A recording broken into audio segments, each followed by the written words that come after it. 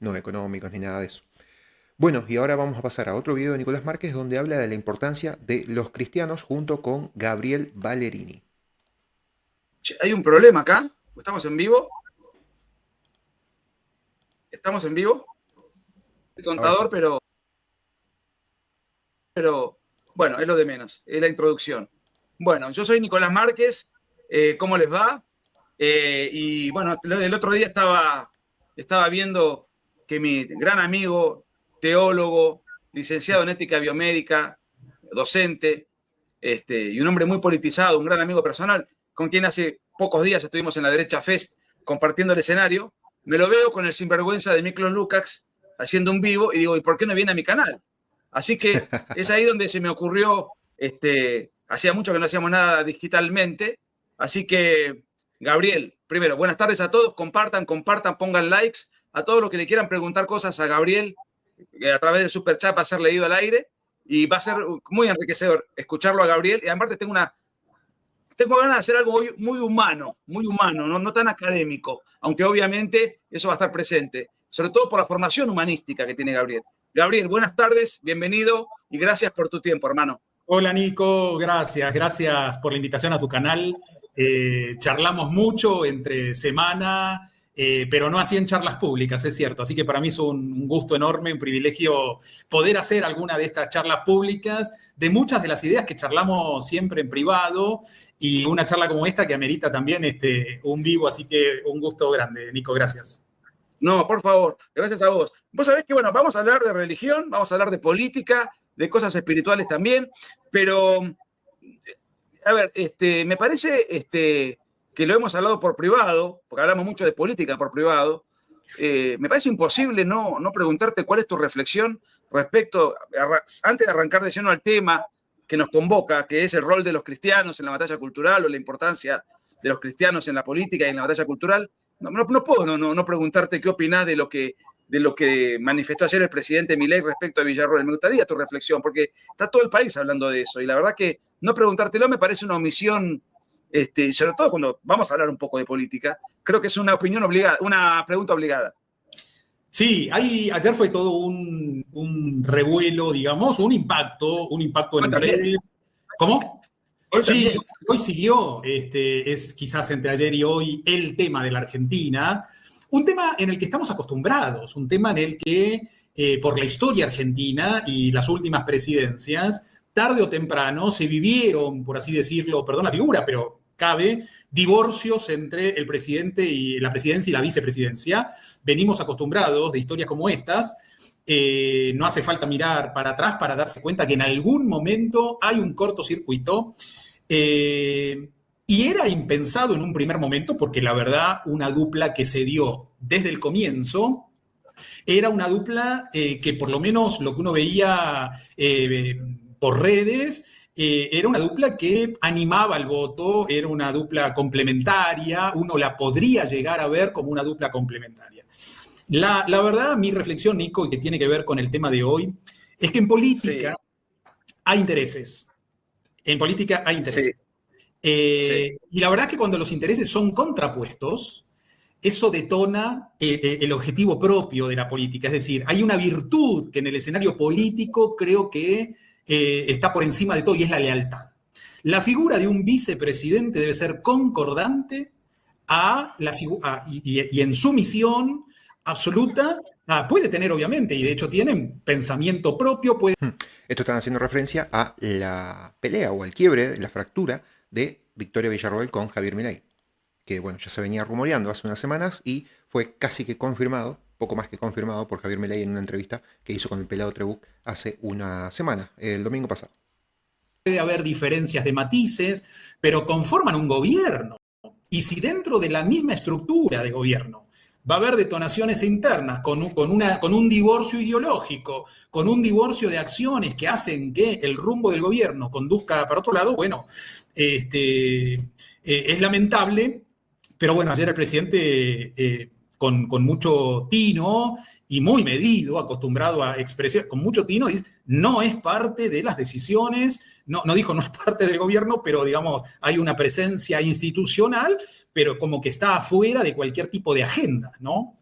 Pero vos sabés que yo creo que, porque lo he leído en las redes, para mí no está bien encarado. Yo no creo que sean diferencias ideológicas, son políticas. Entre otras cosas, porque yo creo que la conozco a Victoria, no es una mujer con una formación en que esté en condiciones de disputarle ideológicamente a Milei un proyecto de país. No está en esa. Creo que acá es una cuestión de ambiciones y políticas, lo que destapó este escándalo. Pero ya que estamos hablando del gobierno argentino, bueno, ella es reconocida como alguien que viene de un catolicismo tradicional.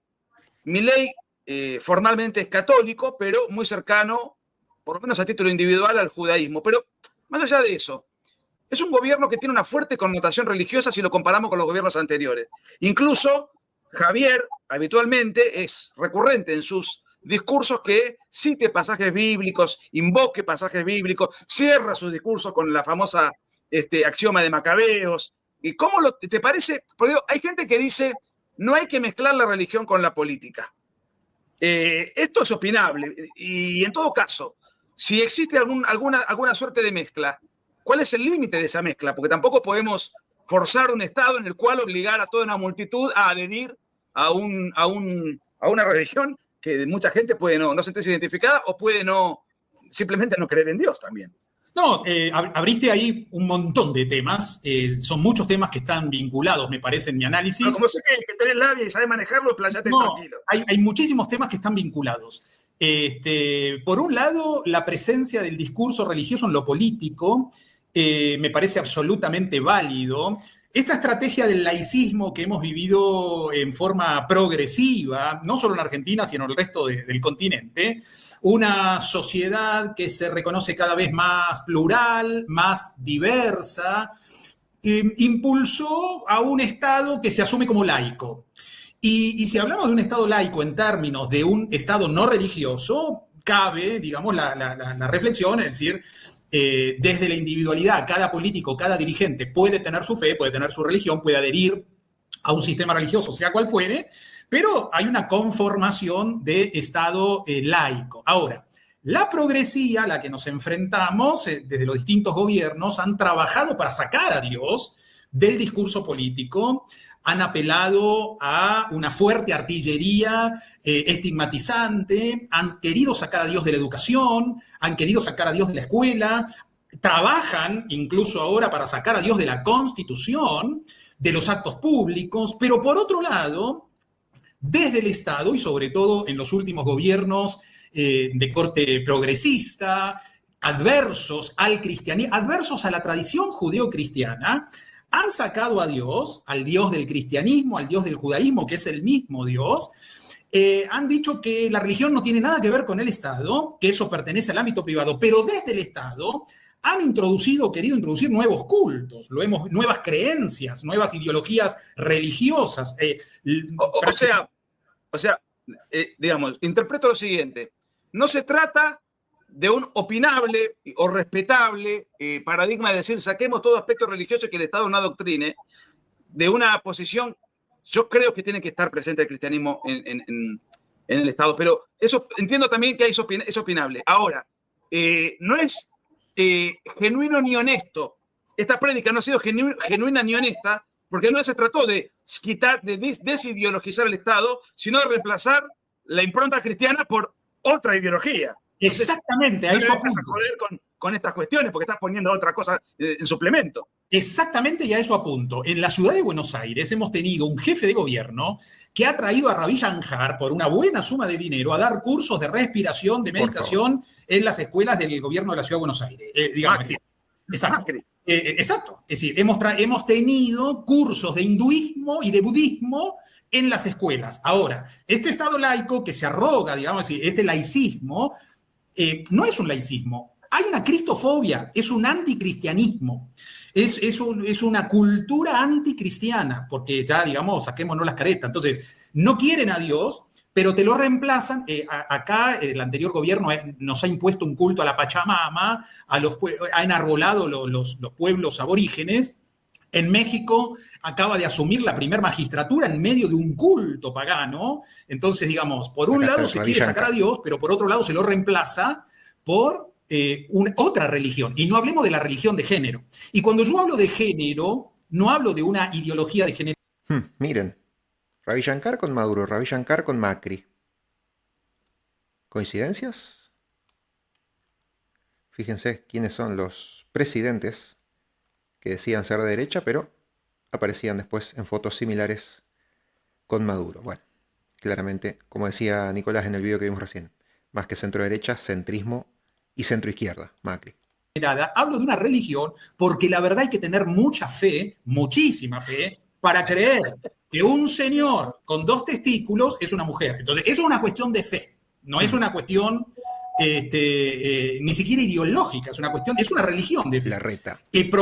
Propulsada, promovida desde el Estado. Entonces, cuando el presidente, lo hemos escuchado en diputados, citando figuras literarias como el Éxodo, apelando al Éxodo, apelando a Moisés, de alguna manera trazando un paralelo, ¿no? Que de repente hubo un líder que ha llevado una nación hacia la libertad. Eso es para aplaudir. Y que lo hable desde una mirada judaica no es antagónica al cristianismo, perdón. Yo hago síntesis ahí. Las Sagradas Escrituras tienen un componente hebreo, un componente de tradición judía y un componente cristiano. El cristianismo no es antagónico al judaísmo, no. Es la síntesis del mismo Dios que se ha revelado en la historia de la humanidad en distintos periodos. Entonces, cuando la vicepresidente tiene un enfoque católico, del nacionalismo católico, cuando de repente tenés un liberal,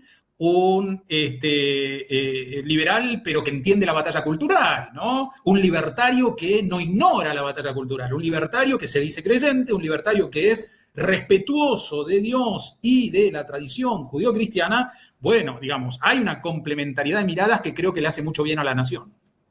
Bueno, mira, Alejandro Bertoldi nos da un superchat. Bueno, dice, te ganarás el pan con el sudor de tu frente hasta que vuelvas a la misma tierra de la cual fuiste sacado. Es el Génesis. Y dice, esta palabra odia el comunismo zurdo. Me pareció muy atinado. Y una vez lo dijo Milei en campaña. Hay otro superchat que dice, los católicos tenemos raíces semitas, ¿verdad? Bueno, por empezar, Gabriel, que tiene formación protestante y formación católica, de hecho vos sos egresado de la Universidad Católica Argentina. Yo estudié teología en la Universidad Católica y también en la teología reformada, en el seminario evangélico, así que tengo una complementariedad de miradas, digamos, en un marco de teología católica y reformada. No, claro, porque responder una pregunta estando vos presente me da un poco de pudor, pero si vos no estuvieses presente, si querés agregar algo, ¿no? Pero lo primero que se me ocurre decir es, bueno, Jesús fue judío, la Virgen María era judía, San José era judío, los 12 apóstoles eran judíos. Es obvio que el cristianismo tiene una raíz muy ligada con absolutamente. Y en la lectura tiene que ser de síntesis, no de aversión y no antagónica, digamos. Es decir, y te completo un poco la oración, sí. Nico. María, José, hay todo un linaje, el Evangelio de Mateo, Matitiahu en hebreo, es decir, él se esfuerza en presentar a Jesús como el Mesías a Israel y presenta todo un linaje, una línea genealógica de pureza genealógica que lo lleva al tronco de David, al linaje de David. Y Jesús, Yeshua, era un rabino, hablaba hebreo, celebraba el Seder de Pesach, todas las festividades de la judaidad, porque, a ver, la iglesia... Y fue circuncidado, además. Obviamente, al día octavo hizo su bar mitzvah cuando se pierde a los 12 años en el templo, en discusión con los fariseos y los rabinos. Estudiosos ahí pueden intuir, ingerir que ahí estamos hablando de un bar mitzvah, digamos. Es decir, a ver, no tiene que haber aversión. Es tiempo de empezar a hacer síntesis y es tiempo de rescatar los valores de ambas tradiciones y llevarlos al ámbito público. Las naciones, toda la sociedad occidental y cristiana que han hecho de los valores cristianos, de los principios del Evangelio, leyes fundantes de esas naciones han sido prósperas. Mucha de la jerga y del discurso del presidente Milei, ¿de dónde surge el respeto a la propiedad privada? Surge del decálogo mosaico. No robarás, no tomarás los bienes ajenos, no tomarás sus bueyes, no tomarás su tierra. Es decir, todos esos principios, el respeto a la vida, el respeto a la propiedad privada, el respeto a la libertad, surgen como principios bíblicos, surgen de la enseñanza bíblica. Entonces, creo que una nación que funda sus bases en esos valores y en esos principios, alcanzan la prosperidad. Ahora, a ver si estoy en lo cierto. no sé si están así, pero yo siempre interpreté que el Antiguo Testamento vendría a ser la Biblia de los judíos y el Antiguo y el Nuevo Testamento de los católicos o de los cristianos. Alguna vez me corrigieron, me dijeron que no están así, que en realidad los judíos se rigen por el Pentateuco, que es una parte del Antiguo, no es la totalidad de lo que nosotros entendemos por el Antiguo Testamento. ¿Me bancás un Pero segundo? mira la que te voy a tirar. Mira la que te voy a tirar. Una vez, porque hay gente que quiere separar una cosa de la otra. Y Jesús dijo, te lo digo, esto vos lo sabés de sobra, yo no vengo a cambiar ni una yod del Antiguo Testamento. Y para los que no saben, la yod es una especie de apóstrofe del idioma arameo. La yod, la yod es la letra Y, la yod. Y la escritura en hebreo es como un apóstrofe, es como una tilde, es como en la letra más chiquitita. Ahora, Gabriel... Mira, pero me hiciste mención, déjame aclararte, mira lo que te muestro. Dale. Mirá. No, metele. ¿Se ve bien? ¿Se ve bien? Biblia hebraica. Sí. Vamos ahí. Esto es el Tanaj, la Biblia hebraica. ¿Qué es? Esto es Torah, Nevi'im, Ketuvim. Es decir, la Torah, que es el Pentateuco, los 5 primeros libros de la Biblia, los Nevi'im, que son los profetas, y los Ketuvim, que son los escritos, los salmos y todo lo que es poesía hebrea. La Biblia hebrea es nuestro Antiguo Testamento para el cristiano. Es decir, los cristianos tenemos toda la Biblia hebrea, que es esta, yo te la abro adentro, y no sé si se ve en la cámara, pero está todo escrito en hebreo, ¿sí? Entonces, el Tanaj, esta Biblia hebrea, es nuestro Antiguo Testamento. Las Sagradas Escrituras del cristianismo, Brit Hadashah, el Nuevo Testamento, incluye el Antiguo, es decir, el Antiguo Testamento, toda la Biblia hebrea. Entonces, obviamente que la lectura del cristiano del Antiguo Testamento uno lo hace con anteojos cristológicos y en clave pascual, digamos, es decir, todos los textos del Antiguo Testamento, desde el cristianismo, lo leemos con anteojos mesiánicos, aceptando a Jesús como nuestro Mesías, a Jesucristo, es decir, y los leemos en clave pascual, es decir, todos esos textos antiguos son proyección mesiánica del cumplimiento de esos textos en Cristo Jesús. Eso es el cristianismo. Ahora, lo que te quería preguntar es esto, antes de ir de lleno a la batalla cultural. Hoy hablabas de que lo que se pretendió, se hizo de hecho, y ahora se está un poco con notable convicción Milei está erradicando esto en muy poco tiempo. Había un odio, una cristofobia. Vos hablaste de una cristofobia. Y a mí lo que me llama la atención es esto. Yo puedo entender, porque yo soy el único católico de mi familia. Mi familia es atea. No me bautizaron. A Nerea Pico, gracias. Bueno, hay un montón de superchats. Después lo vamos a ir leyendo. Dice, gran invitado. Sí, sin duda, es un gran invitado. Gracias, Nerea Pico, por tu superchat. Presumo que no sos de Argentina. Gracias por estar. A ver, entonces, yo me bauticé hace 20 años, 20 y pico años. Bueno, lo conté en un video. Tuve una experiencia muy linda en el Opus Dei muchos años. Yo entiendo que una persona diga, yo no creo en Dios, no tengo fe, no me entra, bueno, no importa, no creen en Dios. Pero no le tienen bronca a Cristo, porque es difícil tenerle bronca a Cristo. Es decir, ¿cómo haces para tenerle bronca a Cristo, odio a Cristo? Podés tenerle supongamos que no lo percibís como un Mesías, sino como un personaje histórico. En cuanto a personaje histórico, todos son polémicos. Pero Jesucristo prácticamente no ha tenido detractores. En la historia, sí, en su momento, pero digamos, ¿cómo haces para lo que él ha enseñado, que eso te repugne y lo quieras reemplazar? Entiendo que vos no creas que es el Hijo de Dios. Está bien. Además, eso no te lo puedo probar. Pero de todas maneras, desde el punto de vista estrictamente racional, lo que enseñó es casi de mala persona no adherir. Desde el punto de vista absolutamente prescindiendo de la cosa metafísica, ¿no? Exactamente, es decir, podemos hacer un análisis metafísico y un análisis de la realidad del pensamiento actual, que no es el tema de fondo, pero digamos, si uno quiere hablar más que de religión, de principios o de valores cristianos, sí, eso es imposible concordar o por lo menos mostrarse antagonista de estos valores. ¿Por qué?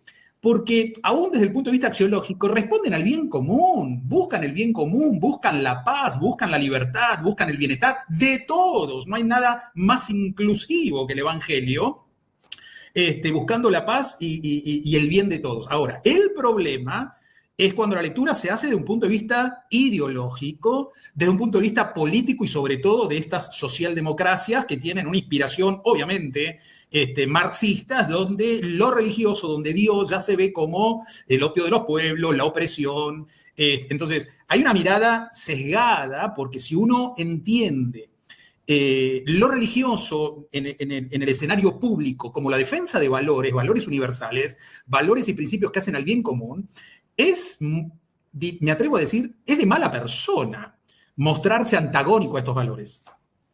Y cuesta verlo como buena persona. Ahora, en la Iglesia Católica es conocido, es sabido, ha tenido una penetración incluso financiada por la KGB en los años 70, a propósito, para destruir la Iglesia desde adentro, de una corriente de pensamiento que dio en llamarse Teología de la Liberación, que fue una especie de interpretación de las Escrituras en clave marxista.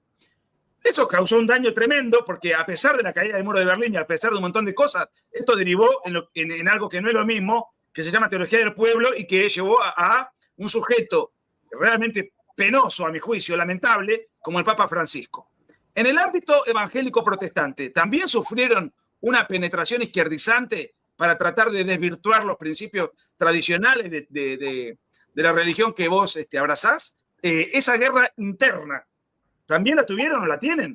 La teología de la liberación, que hace poquito murió uno de sus máximos exponentes, Gutiérrez, aquí en Latinoamérica. Sí.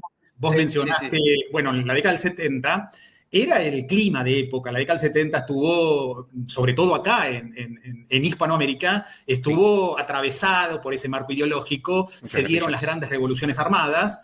Se dio esta lucha intestina, esta batalla que no era cultural, en esa década era una batalla real, una agresión física, era una violencia física y una violencia política que llevó a las armas y a los ejércitos revolucionarios a querer usurpar el poder. Ahora, en el marco teológico se dio este surgimiento de tomar ciertos valores de la Biblia, tomar ciertas enseñanzas de la Biblia, como es la asistencia a los pobres, la ocupación de los pobres, pero con una lectura marxista, como vos lo definías. Hubo algunos argentinos dentro del marco católico que quisieron diferenciarse de la teología de la liberación.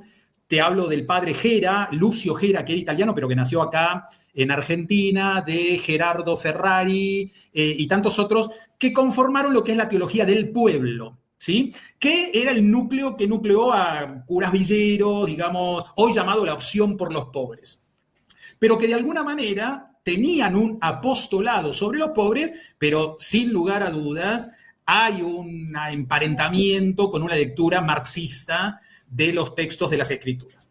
La Iglesia evangélica en Hispanoamérica no fue ajena a esa moda. Hubo también pensadores, desde el punto de vista, los hay todavía en el presente, que están atravesados por una lectura así. Por ejemplo, te digo así algo, en España vos tenés un portal español evangélico, pero evangélico de un núcleo de evangélicos socialistas, progresistas, amantes de la teología de la liberación y compatibles con toda la teología queer, la teología feminista y todo lo que las izquierdas nuclean. ¿Cómo se llama el portal? El portal se llama Lupa Protestante. Así, Lupa Protestante es un portal español y quienes escriben no son teólogos aficionados, son teólogos formados. Lo hacen desde una lectura escrituraria, obviamente con anteojos zurdos, digamos. Con anteojos se romantiza la pobreza, pero no es la pobreza, ¿no? No tiene que ver con la pobreza, tiene que ver con la lectura marxista que se hace de la Biblia. Esto ¿Y ese portal es un portal que influye puntualmente en España o tiene, digamos, tiene una amplificación, digamos, en el mundo hispanohablante a nivel general? En el mundo hispanohablante lo leen, pero lo leen no en las bases, digamos, lo leen, digamos, en un liderazgo teológico de más desarrollo y es minúsculo, que es absolutamente, que no representa a nadie. Ahora, lo que sí ha permeado en las iglesias evangélicas no es tanto, me parece, esta lectura tan de izquierda, tan radicalmente marcada de izquierda. Lo que sí ha permeado y mucho en la Argentina es el populismo peronista, que hay muchísima todavía, hay muchísima, digamos, hay mucho caudal dentro de nuestras iglesias que tienen un pensamiento que se arrastra de los 70 y del kirchnerismo más reciente, donde todavía no la ven. Hoy uno puede ver que hay una toma de conciencia, indudablemente hay un cambio de época, Nico. Hoy uno puede ver que estamos cosechando los primeros resultados de tantos años de siembra, ¿no? La batalla cultural antecede a la batalla política y es necesario primero que la gente entienda para que después la gente vote, que entienda las circunstancias, que entienda el contexto, que tenga elementos de juicio para después ejercer con responsabilidad una acción cívica, votar con conciencia. Hoy la mayoría de la gente entiende que la justicia social ha sido un verso, hoy entiende que hubo eslogan que se decían iban a ser en defensa de los pobres. Es que la justicia social, el tema social, no dice nada. Justamente fue un versito, una palabra talismán, como decía Agustín Laje, que se usó simplemente para darle una contienda electoral para llevar votos simplemente los peronistas y los justicialistas, que el partido justicialista era el de Perón en los años 40-50, que después pasó a llamarse peronismo hoy en día. Y ya la justicia, por ser la igualdad ante la ley, ya es sociedad, ya es dentro de la sociedad y ya es social. O sea, decir justicia social es una redundancia que no tiene sentido de ser y justamente se usó políticamente para contiendas electorales y para beneficios políticos del justicialismo en su momento y más adelante del peronismo, que era lo mismo, solamente que el justicialismo después tomó el nombre del peronismo. Pobres, un valor altruista, un valor maravilloso desde el punto de vista cristiano, pero que en realidad ha servido para enriquecer dirigentes y empobrecer más todavía a los pobres. Entonces, hoy creo que estamos viendo los primeros frutos de tanta siembra. A vos te conocí, Nico, en el 2017. Nos conocimos en la lucha contra el aborto. Exacto, nos conocimos con Agus, por ahí en el 17, en la provincia, creo en La Pampa. Tuvimos un montón de encuentros en conferencias que hemos dado, no solo en auditorios, en teatros, en iglesias, para que vean la importancia de lo que es la comunidad religiosa en la batalla cultural. Hemos dado muchas de estas charlas en iglesias, ¿no? En instalaciones de templos. En ese momento, 2017, era impensado vivir lo que estamos viviendo hoy. Hoy hay un cambio de época, un cambio de opinión en la mayoría, pero que tenemos todavía un caudal, y vos me preguntabas particularmente las iglesias evangélicas, tenemos todavía un caudal de gente que no la ve. Tenemos todavía un gran porcentaje de gente que sigue esperando asistencialismo por parte del Estado y lamentablemente, lo digo, y al estar en la UCA y al estar en el seminario, yo estoy en el seminario metropolitano. El kirchnerismo y el peronismo a lo largo de los últimos años sobre todo costeaban muchas de estas iglesias. ¿Para qué? Para que hicieran política esos padres, esos curas dentro de las iglesias y tener ahí algunos votitos de las personas que iban a esa iglesia y de que el cura pueda influenciarlos políticamente para votar. Entonces también recibían asistencialismo del Estado por eso también. Acá en la ciudad de Buenos Aires, que es el mismo edificio donde funciona la UCA en teología, debo decir que es la misma realidad que ocurre en el mundo católico. Todavía hay dirigentes religiosos, llámense pastores, llámense sacerdotes, cura párroco, cura villero, que subordinan sus ideas, su teología y su posición como apóstoles, esto quiere decir como enviados a una misión, bajo el poder político de turno, por la ayuda del merendero, por la ayuda de una bolsa, por la ayuda de un político de turno que por una partida presupuestaria acallan la voz profética, no dicen lo que tienen que decir desde su lugar y reciben a cambio una ayuda para el comedor, una ayuda para... y esto es penoso, gente que se subordina al político regional de turno. Bueno, mira, Martín Iván Guzmán, que siempre está muy presente. Muchísimas gracias, Martín. Dice, hola, muchachos. Gracias por tu ayuda constante. Matías. Es un católico muy formado de Bahía Blanca. Dice, hola, muchachos. Gabriel, ¿qué diferencias puede marcar entre la batalla cultural y la batalla espiritual? Un fuerte abrazo ahí a Matías. Nos seguimos en redes. Matías es abogado. Es abogado, sí. Abogado. A ver, para los cristianos... entendemos que hoy estamos frente a una batalla, digamos, y no tenemos que salir a buscar la guerra ya está declarada, abiertamente declarada, groseramente declarada. Hay una fuerte batalla que se ha librado a la vida humana, a la familia, a la iglesia, al cristianismo. Las iglesias son una de las principales instituciones en la sociedad que están siendo atacadas por las izquierdas, por el globalismo, por este progresismo que ha llegado a través de la batalla política. Entonces, a ver, hoy estamos en medio de una batalla. Para el cristiano la batalla tiene 3 dimensiones. Hay una batalla que es espiritual, esa batalla que inició en Génesis 3 y se continúa a lo largo de la humanidad, la tenemos presente hoy. Para el hombre y la mujer de fe hay una guerra entre el bien y el mal, el reino de Dios y el reino de las tinieblas. Esto en términos de batalla espiritual está presente en las Escrituras desde el Génesis hasta el Apocalipsis, ¿sí? Ya tenemos los resultados profetizados de antemano. Siempre el bien va a triunfar. Una pregunta, digamos, te interrumpo, pero te tiene que ver con lo siguiente. Porque la batalla política es una batalla que tiene que ver con, ahora vas a aclarar, pero es una batalla común entre ejércitos, si se quieren, enfrentados. La batalla cultural también, pero la batalla espiritual, ¿también es así o es una batalla a título individual, incluso con uno mismo? Hay una batalla que es personal, una batalla espiritual. Hay una batalla espiritual que tiene 3 dimensiones. La dimensión personal es la lucha del cristiano con el diablo en su interior. Es decir, permanentemente en su mente, en su corazón, el cristiano lucha en sus decisiones internas, si tomar decisiones que lo conduzcan al pecado, esto quiere decir al reino de las tinieblas, o decisiones que lo conduzcan a ese camino de consagración en mejor de las virtudes, en el camino de Dios. Esa batalla es de todos los días. Esa batalla es diaria. La naturaleza caída, somos todos imperfectos, todos tenemos debilidades. Esa batalla es personal y esa batalla la libramos todos los cristianos, y gracias a Dios que hay gracia para y poder... Y los no cristianos también, a su manera. Exactamente. Pero esa batalla es personal. Un argentinismo grosero, con sus propios quilombos. Exactamente. Interiores. Y esa batalla la tenemos todos, Nico. Ahora, en la batalla espiritual, esa batalla espiritual también se lleva al ámbito de lo público, al ámbito de lo social. Hay una batalla espiritual cuando vemos que hay organizaciones que ejercen maldad, que están, digamos, hay una batalla llevada al ámbito público. Pero esa batalla se da en términos de guerra espiritual en el ámbito cósmico. Vos me hablaste de ejércitos.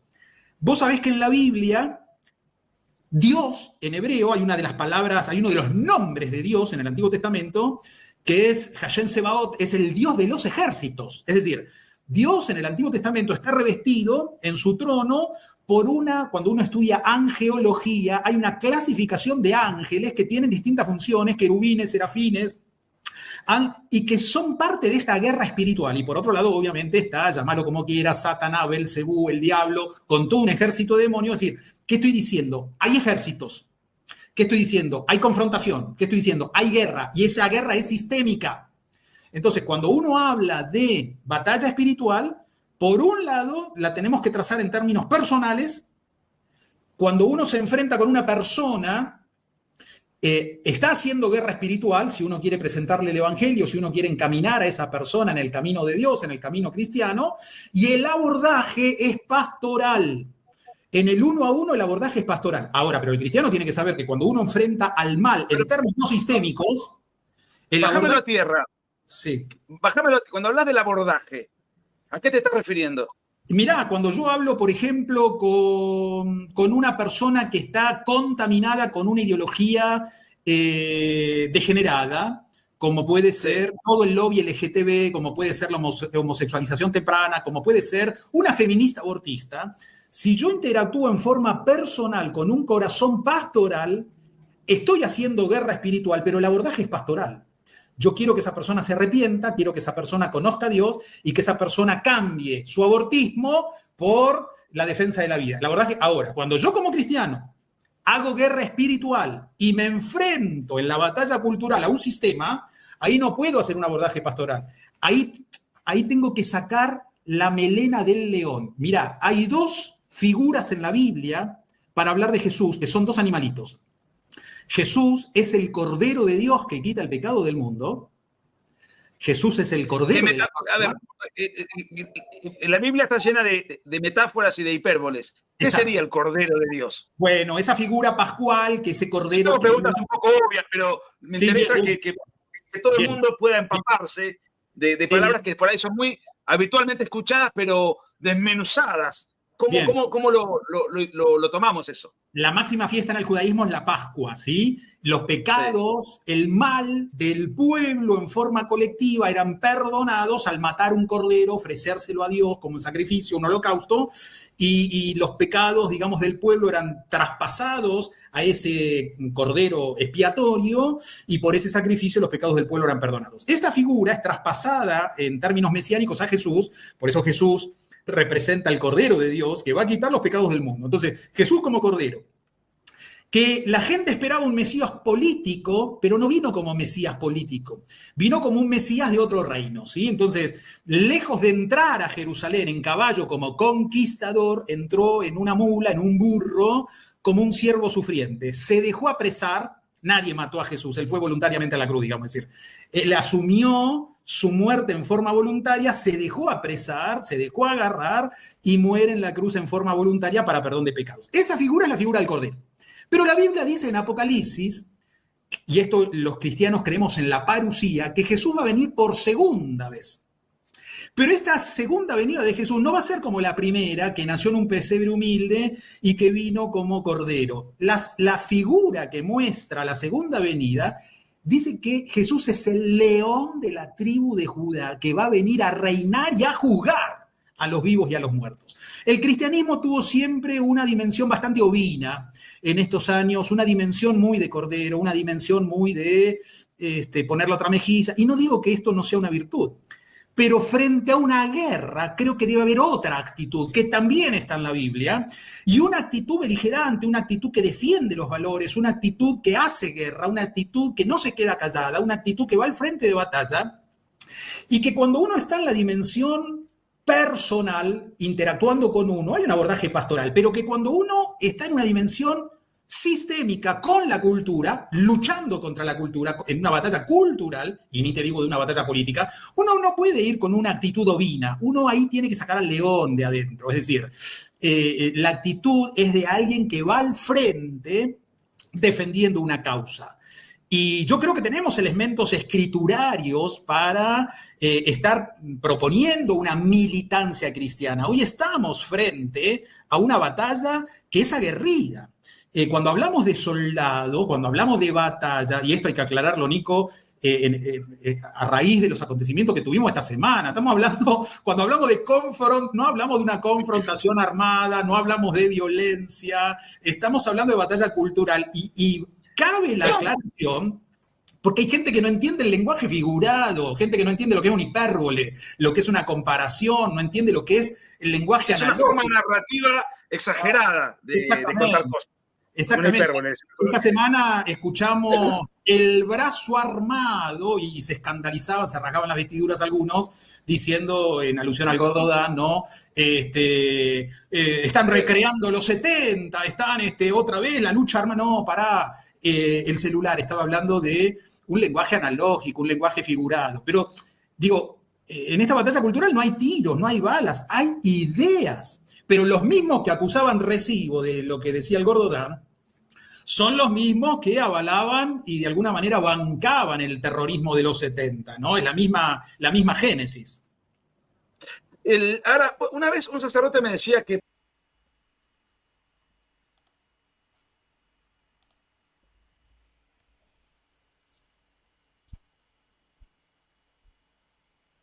5 segundos de silencio después de bastante ruido, seguramente despejó un poco tu cerebro. Siempre cuando estés escuchando un video largo, a la media hora, 25 minutos, 35 minutos, depende de lo que necesites, siempre es bueno que hagas una pausa, camines un poquito, respires, despejes un poco y desatures el cerebro, porque el cerebro cuando escucha mucho un sonido al mismo nivel se empieza como a acostumbrar y produce un adormecimiento, aburrimiento y pierde la concentración. Entonces es bueno siempre escuchas largas de un mismo tono, hacer una pausa, hacer un ratín de silencio, caminar, despejarse y volver después con un poco de aire y oxígeno en el cerebro a escuchar la charla.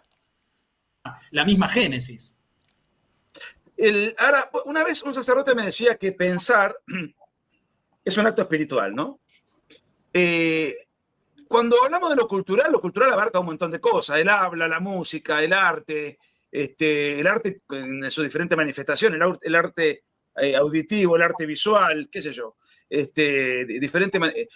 ¿hasta qué punto la batalla cultural y espiritual no se entremezclan? Porque muchas veces, yo no soy un artista, pero entiendo que el artista se manifiesta espiritualmente a través de una herramienta y de una técnica, que puede ser de tocar un piano, pintar un cuadro o hacer una escultura.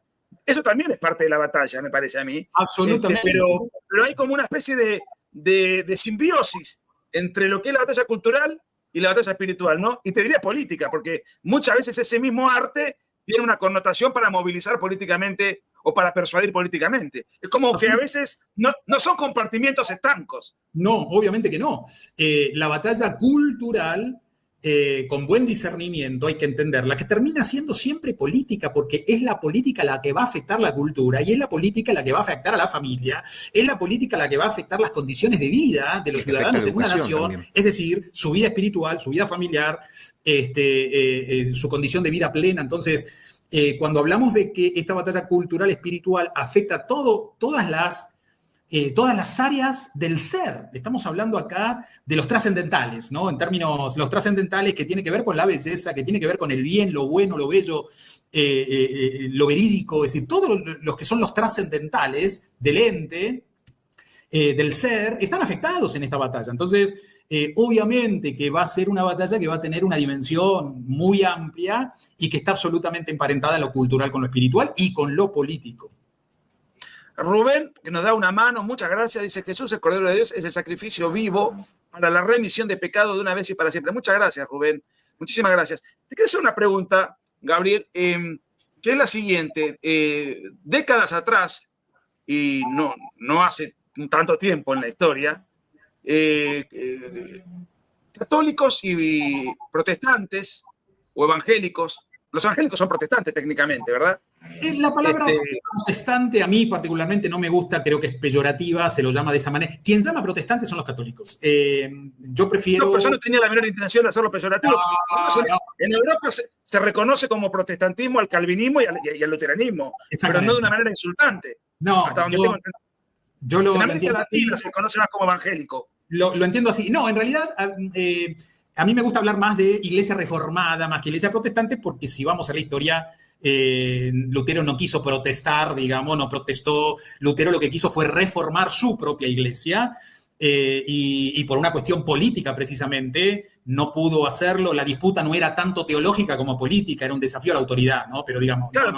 pero a lo que está bien, no, vale la aclaración. ¿Qué sé yo? En Inglaterra, entre los católicos y los reformistas, si te gusta más la palabra, hubo una guerra. No, ni hablar. En Alemania había una divisoria, bueno, y en otros lados, pero eso se ha digamos, se ha modificado mucho. ¿Y por qué razón católicos y, bueno, evangélicos deberíamos luchar juntos en la batalla cultural, siendo que pertenecemos a diferentes troncos filosófico-teológicos? Es clave, Nico, me parece que me parece clave este abordaje, porque hoy las circunstancias ameritan estar unidos. Hoy las circunstancias ameritan una coalición de hombres y mujeres de fe que entienden lo que es la batalla en la que estamos viviendo, y tenemos una causa en común. El error, me parece, de muchos cristianos es acercarse al mundo político y es tratar de encontrar en el campo de la política el ambiente cristiano que uno puede encontrar en la iglesia. Entonces son dos escenarios totalmente diferentes. Un político, por más cristiano que sea en su vida personal, es un político y debe ser juzgado por sus acciones políticas y no por su santidad de vida. Pero muchas veces nos hemos encontrado en este tiempo que las diferencias teológicas, las diferencias religiosas, son un obstáculo para enfrentar el desafío de estar unidos por una causa en el escenario político. Hoy, en el contexto actual, basta que se tenga una visión de las cosas, una visión de defender, de conservar los valores de la tradición judeocristiana. La verdad que cuando uno entiende que tenemos un enemigo en común, que en términos ideológicos es el globalismo, que en términos políticos nuestro enemigo en común son las izquierdas, sí, es el progresismo. Entonces, a ver, cuando entendemos que tenemos un enemigo en común, necesitamos la unidad. En términos, bueno, lo que nos separa, ya sabemos, yo voy a rezar el rosario, tengo una virgen acá, soy devoto de la Virgen de Fátima, soy devoto de San José María Escrivá. Yo sé que en esos aspectos hay una diferenciación teológica, podríamos decir. Ahora, ¿qué es lo que nos comunica para, digamos, para enfatizar en el aspecto de las coincidencias? Tal cual. A ver, otra vez, durante mucho tiempo las iglesias cristianas se enfrentaron por motivos hermenéuticos, disputas teológicas, a ver quién tenía la mejor interpretación, la interpretación correcta. Entonces uno dice, no, mi postura teológica es la mejor, nosotros somos los verdaderos cristianos, ustedes son herejes. La verdad que a mí me gusta hablar, cuando yo entiendo esto, los que quieren ser defensores de la fe, la apologética, el anacronismo de la apologética religiosista y la pertinencia hoy de la apologética cultural. Yo creo que la clave está en... Es la que critica a Agustín Laje en la batalla cultural. Exactamente. En el libro de la batalla cultural, Agustín Laje usa una figura de una patología que tiene hoy la política y que tiene que ver con esto, ¿no? El religiosismo, ¿no? Al final del libro de la batalla cultural, él habla de una patología que afecta particularmente las derechas. Y es el religiosismo, no la religión, el religiosismo, que tiene que ver con una disputa más entre conservadores, tradicionalistas y demás. Ahora, la religión puede proveer un gran caudal, una gran fuerza a la batalla política y cultural. Pero cuando está atravesada por el religiosismo, le pone freno a este impulso. ¿Por qué? Porque te la detona internamente. Entonces, a mí me gusta hablar de cristianismo, Nico, superando las divisiones intestinas de las distintas comunidades de fe. Cuando uno se arroga en soberbia, decir, mirá, nosotros somos los verdaderos cristianos, ustedes son herejes, y ahí ya no hay diálogo, ¿viste? Es decir, está bien que en lo individual cada uno va a defender su hermenéutica y su lectura bíblica, pero digamos, esto no le hace un aporte a la batalla cultural.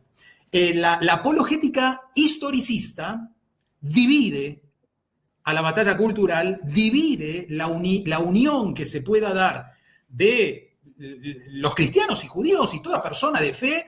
A ver, si tenemos una agenda que defienda la vida, sean católicos, sea evangélico, protestante, Hare Krishna, testigo de Jehová o la secta Moon, qué sé yo, te digo cualquier cosa. Es decir, lo importante es la defensa de la vida. En una batalla cultural... Y cada uno en su individualidad. Te tengo que corregir porque tengo muchos amigos, seguidores del Reverendo Moon, que son tremendas amigos que quiero muchísimo y que se van a sentir incómodos con la expresión secta. Yo te dije, perdón. Perdón. Secta Moon. Okay. Yo los quiero muchísimo y me encanta trabajar con ellos. Sí. No quiero que se... Me retracto. Te quiero hacer una dirección. No cabe la expresión. Mira, les mando un beso. Reverendo Moon, para quienes no lo saben, un reverendo coreano, víctima del comunismo, que en su momento fue un gran predicador que creía, y me parece que tenía razón, de que Satanás estaba encarnado en el comunismo. Bueno, quería hacer esa aclaración para que mis amigos no se sientan. Terminé diciendo lo que estoy confrontando en realidad. No cabe esta arrogancia de llamarle secta a alguien que piensa diferente. Fuimos a la casa de Cristian comiendo pizza con ellos. Exacto. De que hizo un banquete ecuménico. Bueno, ahí está. Necesitamos la unidad en la misión, no en términos de ecumenismo en el sentido de unión de instituciones. No, eso no. La batalla cultural pasa por entender que necesitamos estar unidos porque tenemos un objetivo en común, que es cultural y que es político.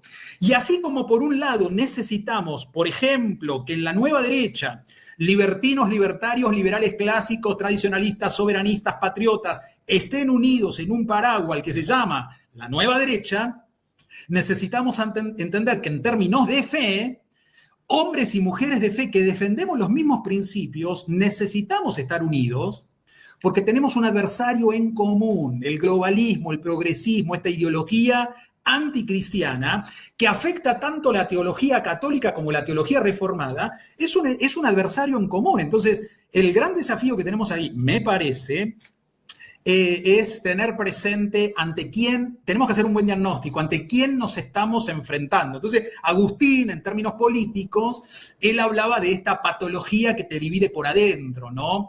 Si vos querés tener el monopolio de Cristo, el monopolio del cristianismo y decir, nosotros somos los buenos, los demás son sectas, los demás son herejes, los demás están... No, bueno, a ver, no hay diálogo posible. Creo que necesitamos en este tiempo superar las guerras religiosas que vos mencionabas, Nico, en el pasado, y poner foco en la verdadera batalla que tenemos por delante. A mí me parece que está bastante superado eso, hoy por hoy, bastante. En términos generales, sí, y la verdad que te digo que yo me muevo, por un lado, en ambientes evangélicos, en ambientes católicos, y te soy sincero, te hablo del corazón, les abro el corazón en este vivo.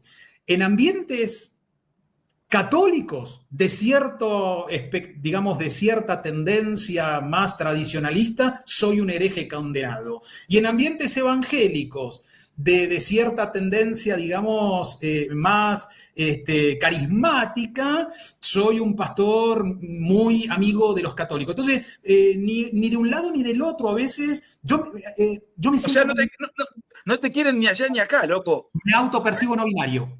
Escuchame una cosa, Gabriel. Hay un tema que es interesante, que es, lo noto mucho en las iglesias evangélicas, a las cuales conozco desde hace 10 años, porque para mí, digamos, era un mundo raro, otro mundo, no sé si raro, era un mundo desconocido. Y he visto mucho trabajo de conversión de gente que venía con drogas, con problemas de malos hábitos, o cárcel, o lo que fuere.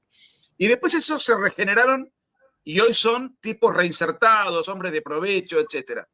Ahora, hay un concepto izquierdista, marxista, histórico, que es el concepto del hombre nuevo. Que a mí no me gusta, a mí me parece que uno te sigue siendo, lo que en todo caso uno puede mejorar, pero no es nuevo, sigue siendo, cristianamente, ¿cómo sería la conversión? Uno no deja de ser quien es. ¿Cómo debería llamarse? Cuando uno logra dejar lucha contra sus propias miserias, contra su propio pasado autodañino y convertirse en un hombre de provecho a partir de la religión, pero no es un hombre nuevo.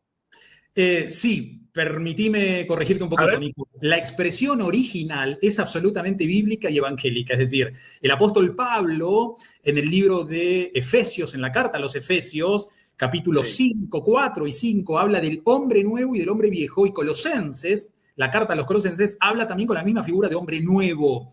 O sea que el marxismo se apropió de la frase. Absolutamente, la ha afanado, el marxismo copió esa frase de hombre nuevo para distorsionarla, de la misma manera que el lobby LGTB nos afanó un símbolo absolutamente bíblico como es el arco iris. El arco iris es señal del pacto de Dios, del pacto noélico, un pacto de amistad entre Dios y la humanidad, con el arco iris después del diluvio. Lo que hizo este grupo fue afanarnos un símbolo bíblico y resignificarlo. Cualquier persona hoy que... El trapo LGBT. Exactamente. Déjame hacer una digresión. Somos casi 500.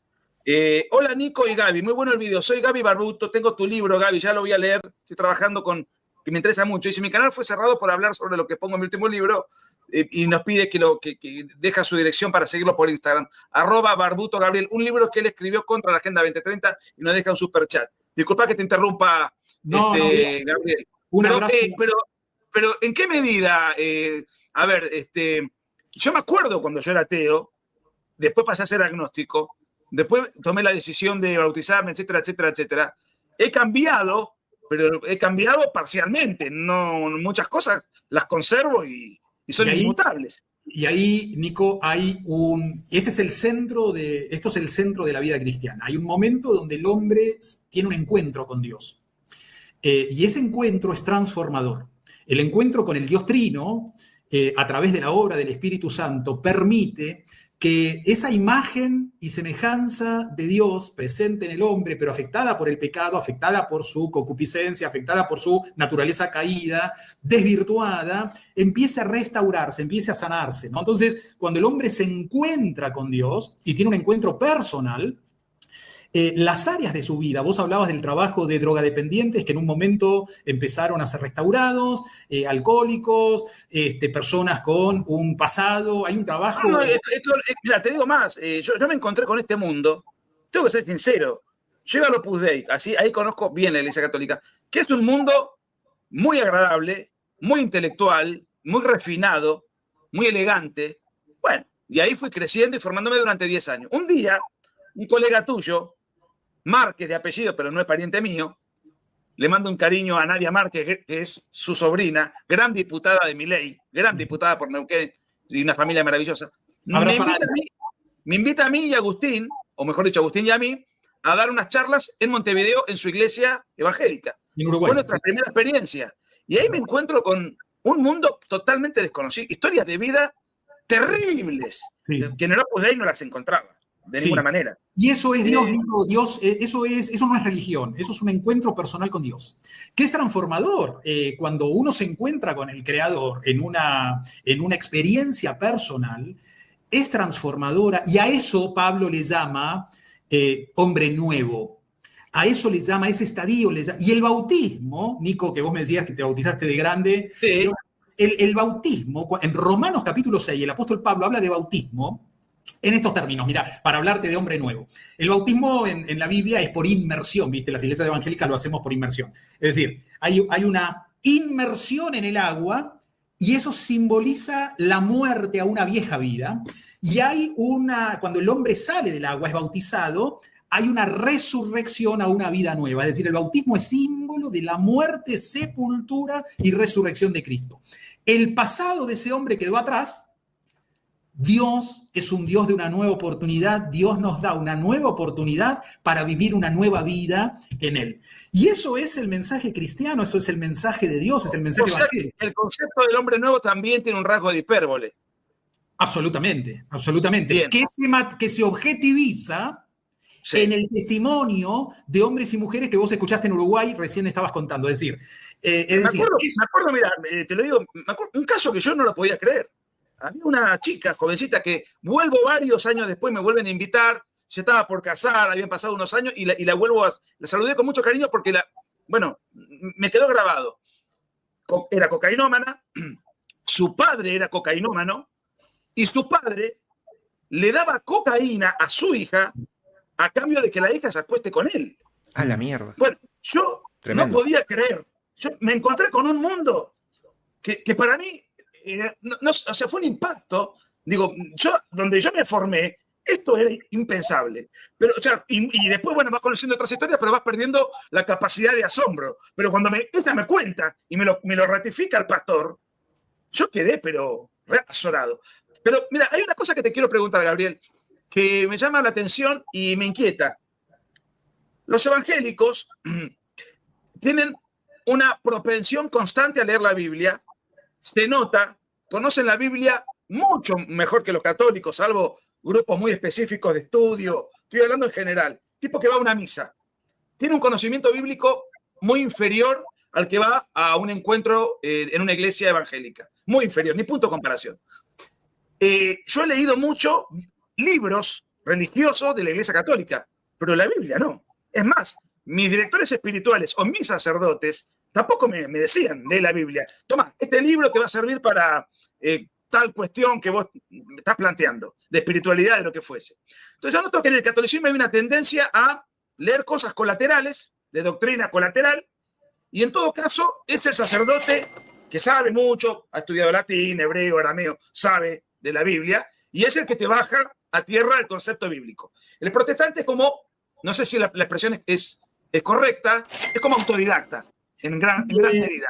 Entonces, lo que te quiero preguntar es esto, porque el protestante va a decir, yo tengo la libertad de leer las escrituras, no dependo del cura, entonces soy más autónomo. Y el católico te va a decir, sí, pero la Biblia es tan compleja, fue escrita hace tantos años, en un idioma tan extraño, que no la puede leer cualquiera porque la vas a interpretar para cualquier lado. Ese es el riesgo. Son las dos posiciones. Me gustaría escuchar la tuya. La libertad incluye riesgo. La libertad... Ojo, aclaremos esto. Nunca te prohíben leer la Biblia. No, está claro. Pero no es un incentivo. Está Te claro. incentivan por lo menos toda mi vida me han formado, pero no con la Biblia, sino con literatura complementaria. Está ¿Leíste claro. la última encíclica del Papa? Bueno, a ver, acá la tenés. Está Pero no, clara la Biblia. la posición y digamos, y lo explicaste muy bien, el contraste a veces que hay y Sí, te lo completo, te lo ilustro, creo, ¿no? sí, sí, Creo que sí. la libertad es el mayor don que Dios nos dio. Sí. Y la libertad implica el riesgo de equivocarse. Pero creo que es el mayor regalo que Dios nos da al ser humano, el hecho de poder ser libres. La diferencia que vos trazaste tiene que ver con la propuesta de Lutero, con una de las propuestas claves de Lutero, que tiene que ver con la libertad, es decir, la defensa de la libertad es un principio que nace en la Reforma, que es un principio paradigmático que se traspasó también en la economía, en la política. Las naciones de países protestantes tienen una idiosincrasia, una economía y un estilo de vida diferente. Bueno, Max Weber esboza esto, cuál es el espíritu de la reforma en materia Es económica. tu famoso La ética protestante y el espíritu del capitalismo. Tal cual. Ahora, en términos hermenéuticos, en la tradición... Pará, porque se te sale el académico de adentro. Explica qué es la hermenéutica. La hermenéutica es el arte de interpretar, tiene que ver con la interpretación bíblica. Entonces, digamos, hay una diferencia sustancial. En el medioevo, la única Biblia que existía estaba en latín, es la Biblia de San Jerónimo, la Vulgata. Y había sacerdotes que la decían, la verbalizaban, pero no entendían lo que decía, es decir, daban la misa, pero no tenían formación teológica.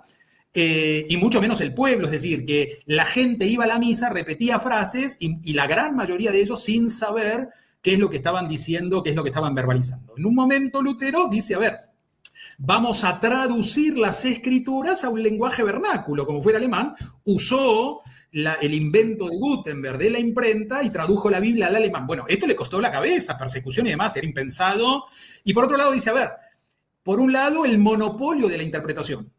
La Iglesia Católica apela al magisterio, es la cúpula, digamos, es el magisterio de los doctores de la Iglesia, los capaces de interpretar la Biblia, y la plebe, digamos, todo el pueblo, lo que tiene que hacer es aprender esa enseñanza a través de los anteojos del magisterio. Y así se dio. Lo que fue la Reforma fue liberar la interpretación de las Escrituras y hacer de las Escrituras la única norma de fe y práctica. Cuando vos trazabas la diferencia, es cierto, las iglesias evangélicas se reúnen alrededor del libro, es decir, en la Biblia la norma de fe y práctica. En la Iglesia Católica son las Escrituras y la tradición oral. Entonces, yo hice mi formación también en la UCA, en teología, precisamente para ver esta otra parte que no había visto. Yo tengo mucha Biblia metida adentro, porque, digamos, hacer una licenciatura en teología en un seminario evangélico es estudiar 5 años, 6 años de Biblia.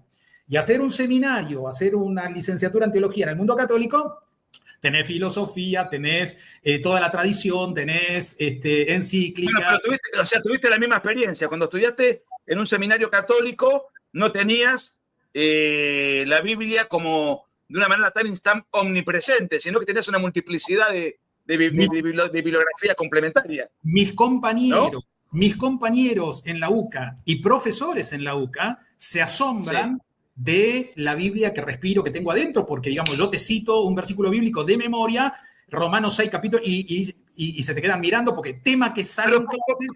Pero ¿cómo es que un evangélico recita tanto de memoria? ¿Estudia la Biblia de memoria o es que de tanto leer pasajes ya lo vas incorporando y se te van impregnando, lo vas internalizando y ya te sale solo? O hay un esfuerzo intelectual por aprenderse el pasaje bíblico de memoria. Porque es notable. Todo eso junto y a la vez, Nico. Una misa evangélica, por así decirlo, un culto evangélico, es ir a la iglesia 2 horas, 1 hora para cantar y 1 hora para escuchar una prédica. Entonces, vos tenés 1 hora, un pastor hablándote de Biblia. Entonces, llega un momento que, digamos, te entra Biblia. Es decir, y esto está muy presente. Uno ve en las páginas de la Biblia el énfasis de la educación familiar, la escuela de valores dentro de la familia. Y de los valores a los niños, y de meterle Biblia a los niños, con un método absolutamente conductista. A ver, nene, vení, repetí, el Señor es mi pastor, nada me faltará, Salmo 23. Papá, ya me lo dijiste eso, no importa, repetí de vuelta. Entonces, de chiquito, adolescente, jóvenes, nosotros hacíamos juegos con los jóvenes, le llamábamos espadeo bíblico, por ejemplo, 2 grupos con premios, ¿no? Con debate. Entonces hay un moderador y le dice, a ver, Habacuc 2.5, Habacuc 2.5. Y el primero de los grupos que se para y lee, se gana un premio. Es decir, vos vas a un ambiente que no es evangélico y la persona agarra el índice, lee dónde miércoles está Habacuc y después lo... Yo mismo no tengo manejo bíblico.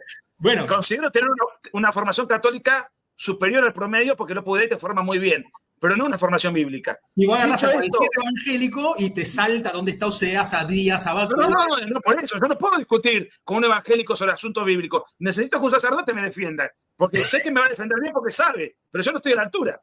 Déjame hacer dos cuestiones. Irma Beatriz dice, adhiero, nos ayuda con un superchat, muchas gracias. Y hay otro superchat, dice, el bien está por encima de la libertad. Dice el gitano, no sé exactamente, porque a veces los superchats aparecen de algo que estamos hablando, después dejamos ese tema, nos vamos a otro tema, entonces a veces leo fuera de contexto. Ahora, respondiendo un poquito al gitano, excelente. A ver, la libertad que busca el bien, eso es el camino. La libertad para buscar el bien. El bien, obviamente, que es el destino último del hombre. La bonaventura, le llamaba Santo Tomás. La visión beatífica es el encuentro personal con el bien hecho carne. Ahora, yo necesito ser libre para buscar en libertad el bien, ¿sí? Y ese es el gran desafío de la fe. ¿Te bancás 10 minutos más? Porque, sí, claro. Porque la verdad que la gente está súper entretenida. Patricia Perrota, muchas gracias por tu ayuda. La Biblia es nuestra guía en el andar diario con Dios. Gracias, Patricia, por tu ayuda y por estar. Somos casi 500. Es apasionante, siempre es apasionante hablar con Gabriel. Vamos a hacerlo más seguido. Déjame hacerte un poco de abogado del diablo. Yo soy abogado y la verdad es que yo desde el día que me recibí hasta hoy, nunca más, y perdón por el latín, en mi puta vida volví a agarrar un libro de derecho, ni a leer una ley, ni un fallo de la corte. Era un tedio brutal. Y a mí me enseñaban a estudiar códigos, procedimientos, civil, penal, de comercio, societario. Bueno, era un tedio brutal. Estudiaba de memoria prácticamente, casi de memoria. Había que entenderlo, porque si no, no te puedes saber 800 artículos de memoria. Pero la memoria era una repetición constante, una machaca, un voluntarismo. Y yo cuando aprobaba la materia, a los 2 días, descansaba, me saqué encima de esto, ni me acordaba de qué se trataba. Sí. O sea, obviamente, si tengo un problema, sé qué libro agarrar para recurrir, para resolver un problema. Pero, digamos, en repetir, ¿no hay un voluntarismo irreflexivo? Uno repite, pero ¿hasta dónde mastica? Correcto. Los conceptos? Yo creo que... ¿Hasta dónde los internaliza conceptualmente y no es un lanzar así, casi como una automatización de la cuestión? Excelente. Se empieza por algo. Cuando uno ve, por ejemplo, la tradición en las familias del Antiguo Testamento, cuando le preguntan a Jesús, ¿cuál es el versículo más importante? Los discípulos le preguntan, ¿cuál es el versículo más importante de la Biblia? Y el Señor se da vuelta y le dice, a ver, amarás al Señor tu Dios con todo tu corazón. ¿Qué está haciendo? Está citando de memoria, Deuteronomio 6, del 4 al 9. Memoria. Amarás al Señor tu Dios y a tu prójimo como a ti mismo. Ese texto, ¿qué es? Ese texto es la Shema. Shema Israel, Adonai Eloheinu, Adonai Echad. ¿Qué es la frase, el texto clave de los judíos? ¿Qué dice? Amarás al Señor tu Dios con toda tu fuerza, con toda tu alma. Y dice así, Deuteronomio 6, del 4 al 9, de memoria. Y estas palabras que yo te mando hoy, las repetirás a tus hijos cuando estés a la mañana, cuando estés en el camino, a la tarde al acostarte. Es decir, el judío tenía la tradición, por conductismo puro, de meterle Biblia, escritura a los hijos por repetición. Obviamente, al principio te entra por repetición, pero en algún momento de la vida, lo que vos metiste adentro sale, es reflexionado y se encausa, es internalizado, se hace y se encausa en una vida espiritual. Esa lectio, la lectio escritura, en la tradición católica, es el leer las escrituras con reflexión, buscando el camino. Nosotros en el mundo evangélico le llamamos la lectura devocional. En el mundo católico sería la lectio, ¿no? En el mundo evangélico sería el devocional. Primero a veces entra como repetición, pero hay un momento cuando uno busca a través de la oración, a través de la guía del Espíritu Santo, hay reflexión de esa palabra y ahí es cuando se internaliza y se hace carne y brota en valores. Cuando la Biblia primero se memoriza y cuando ya está dentro, baja al espíritu, baja al corazón y se traduce en valores y en principios actuados. Es decir, se encarna la Biblia. La Biblia es un libro para encarnar. Y obvio que siempre estamos en deuda. Frente a la enseñanza bíblica, estamos en deuda, estamos en proceso. Estamos en camino. Déjame tirarte otro tema y ya te voy cerrando para liberarte, pero es interesante. Te hago de abogado del diablo hoy, ¿eh? Está muy bien, Nico. Yo he participado muchas veces, sobre todo en lugares tradicionalistas, en reuniones, no necesariamente misas, donde se canta con mucha solemnidad. Canciones, formas, latín también. Y es como una especie de... Sí, a veces, objetivamente, no es muy divertido, pero es como una manera, un ofrecimiento, una cosa que se toma como muy en serio. Yo en el Opus Dei cantaba en latín y cantaba de memoria ya después. Varias canciones, después el sacerdote nos hablaba, era muy agradable y con una especie de canto gregoriano, ¿no? Una cosa con toda una forma. Yo sé que Lutero, para los que nos miran y no conocen bien, es un poco el alma mater del protestantismo junto con Calvino y algunos otros de la época, pero probablemente sea el más importante. Y él modifica esa solemnidad. Entiendo yo, corregime alguna vez leyendo alguna biografía de él, algunas cosas, recorriendo lo que eran las cervecerías alemanas, Sí, señor. donde los propios alemanes, que están afectos a la cerveza, cantaban cosas divertidas, canciones populares, y buscando adaptar esas melodías populares a los encuentros de todo lo que él propone como, no solamente reforma interpretaciones, sino que reforma las formas, aunque parezca una... ¿Hasta qué punto? Porque esto es una crítica que muchas veces se hace. Un encuentro evangélico no roza, y no quiero ser agresivo, lo digo con el máximo respeto, con el cariño que les tengo a mis amigos evangélicos, pero lo digo porque quiero escuchar tus argumentos. ¿Hasta qué punto no hay iglesias cuyos encuentros rozan el show? ¿Se entiende a dónde voy? Absolutamente. Absolutamente. Hay de todo en todos lados, Nico, y Sí. hay de todo en todos lados. Y comparto absolutamente tu mirada y, si se quiere, tu crítica. Absolutamente. No es una crítica. No, pero es una pregunta que surge de alguien formado en otra escuela. Sí. Todos estos elementos están presentes. Citaste a Lutero. Lutero es autor de algunos himnos dentro de esa época. Hoy son himnos clásicos. Hay himnos evangélicos, todo el cristianismo anglosajón que nosotros heredamos, digamos, la mayoría de las iglesias evangélicas en América Latina, digamos, en Hispanoamérica, son de raíz americana, digamos, en su gran mayoría. Y esto viene con un formato, un envase cultural, donde muchos de estos himnos responden a eso, ¿no? Los himnos clásicos, obviamente que hoy el gospel y la música moderna hoy está presente, cambió eso, pero en aquella época Martín Lutero, con melodías que sacaba de tabernas.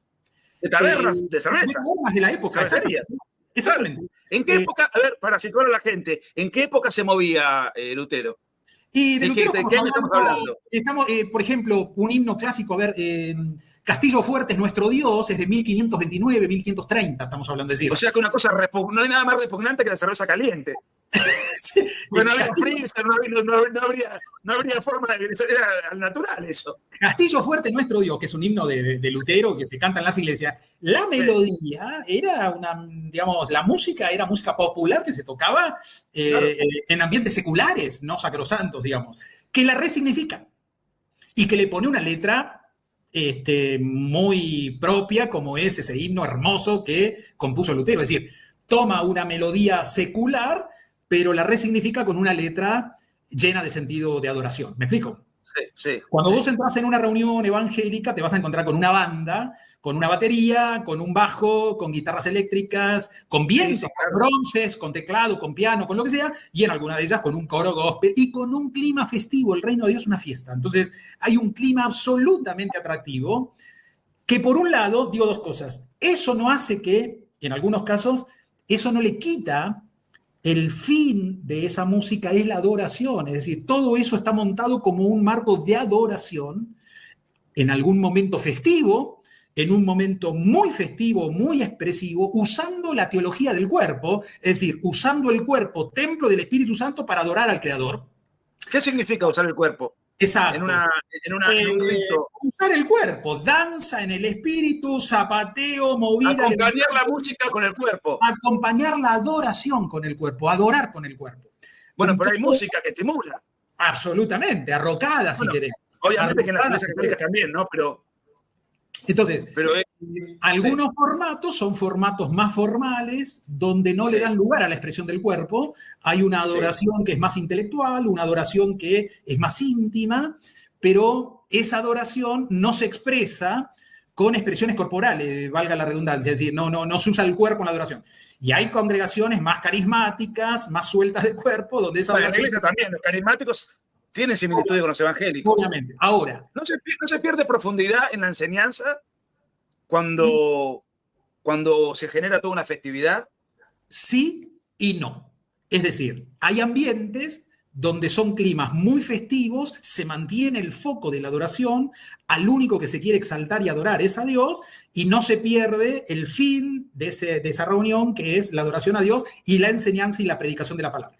Y debo decirte que hay entornos donde ya se pasó la rosca, y esto lo reconozco, se pasó la rosca. Es un show, máquina de humo, es decir, hay una montada de escenario donde a veces la finalidad, sí, debo decirlo con pesar, pero debo decir que en algunos contextos sí se pierde ese foco de adoración. Hay de todo en la viña del Señor. Bueno, Matías Iván Guzmán nuevamente ayudando, muchas gracias. Dice, para nosotros los evangélicos, la Biblia es como una carta magna espiritual, entonces cotejamos todo con la Biblia, y sobre aprender de memoria, cita estas cosas, es porque tiene la Biblia en la cabeza, que no es lo que nos pasa a los católicos, lamentablemente. A lo mejor es una crítica que se me ocurre a mí, debería consultarlo con un cura. Juan 3:16, lo sabemos todos y lo podemos explicar, por supuesto. No sé si es una cita textual, porque yo no puedo con un evangélico ponerme a discutir sobre la Biblia. No estoy a la altura. Juan 3:16 es un texto famoso, Nico, que muchos jugadores se lo estampan en remera y cuando hacen un gol se lo levantan. Juan 3:16 dice, de tal manera Dios amó al mundo que ha dado a su Hijo unigénito para que todo aquel que en Él cree no se pierda, sino que tenga vida eterna. Eso dice Juan 3:16. Entonces, el mensaje sintetizado de toda la Biblia es este. Dios nos ama.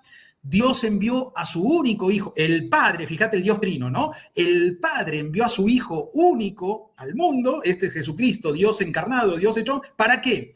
Para que todo aquel que en Él cree no se pierda, sino que tenga vida eterna. Gracias, Matías, es la síntesis del mensaje que hoy la Iglesia está desafiada a predicar en este tiempo.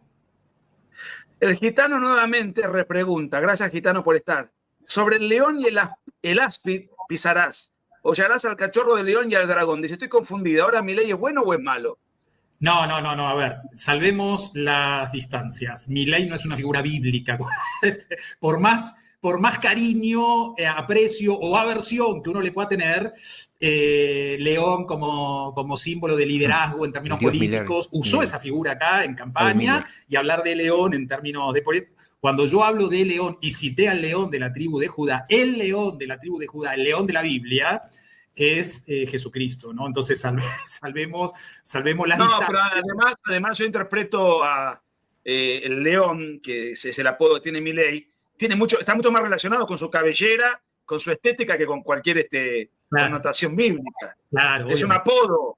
Obviamente. Pero vos sabés que quería leer un superchat que no lo puedo encontrar, que me dijeron que te pregunte expresamente, no lo encuentro ahora, sobre un tema, y bueno, se me pasó un poquito. Vamos a hacer, como en jerga católica, un aviso parroquial. Primero, los quiero invitar fervientemente a que sigan a Gabriel Ballerini en las redes. Si está conectado mi amigo Daniel Giraldo, que ponga las redes de Gabriel, que son todas las mismas en Twitter, en Instagram, en Facebook, para que todos aquellos que quieran seguir a Gabriel ya mismo lo sigan, porque es un placer leerlo, escucharlo, contactarse con él. @Ballerini, con doble L. Ahí lo contactas en Instagram, está por sacar un libro dentro de poco, que ya vamos a hablar cuando salga. Lo vas a contactar por Facebook, por Twitter. Pero además, Gabriel habitualmente viaja a Israel y hace una suerte de tour turístico con connotación religiosa. Y ahora en febrero, tengo entendido, o marzo, tenés el próximo viaje con gente que viaja. Vos sos el guía que los está constantemente llevándolo de un lado a otro por lugares emblemáticos y explicándoles de qué se trata y contanos un poco esto para todos aquellos que se sientan interesados. Gracias, Nico. Lo que hago es un viaje a la Biblia. Es decir, soy un apasionado por la Biblia, por las Escrituras. Desde esta perspectiva, me encanta que la gente, todo el mundo pueda acercarse al mensaje de la palabra de Dios. Y lo que hacemos con estos viajes es viajar a la Biblia. No es hacer turismo en Israel, es ir a Tierra Santa y descubrir in situ, en esos lugares, lo que fue la vida de Jesús, lo que fue, por ejemplo, en el Monte Nebo, en Jordania. Ahora el 18 de febrero estoy saliendo con un grupo, hacemos Israel y hacemos Jordania. Pararse en el Monte Nebo, por ejemplo, tras Jordania, y ver todo lo que fue en ese momento la tierra prometida. Ves todo Israel en forma panorámica. Vamos a Belén, la Basílica de la Natividad. En Belén, ahí nomás, tenemos la cueva de San Jerónimo para los católicos, que, digamos, fue la versión de la iglesia oficial por siglos. El traductor de la Vulgata fue precisamente San Jerónimo. Bueno, visitamos la cueva en Belén, en la ciudad de Belén. Esto es territorio administrado por palestinos, ¿no? Pero vamos a Jerusalén, vamos al norte, Galilea, Cafarnaúm, la casa de Pedro, hacemos el barquito por el mar de Galilea, hacemos la recreación de los bautismos en el Jordán, ¿no? En Yardenín, el mismo lugar donde Jesús bautizó. Vamos al Mar Muerto, Masada, que fue el último bastión de resistencia judío ante el avance del Imperio Romano. Vamos a Qumran, que es una de las cuevas, ¿no?, donde se descubrió los rollos del Mar Muerto.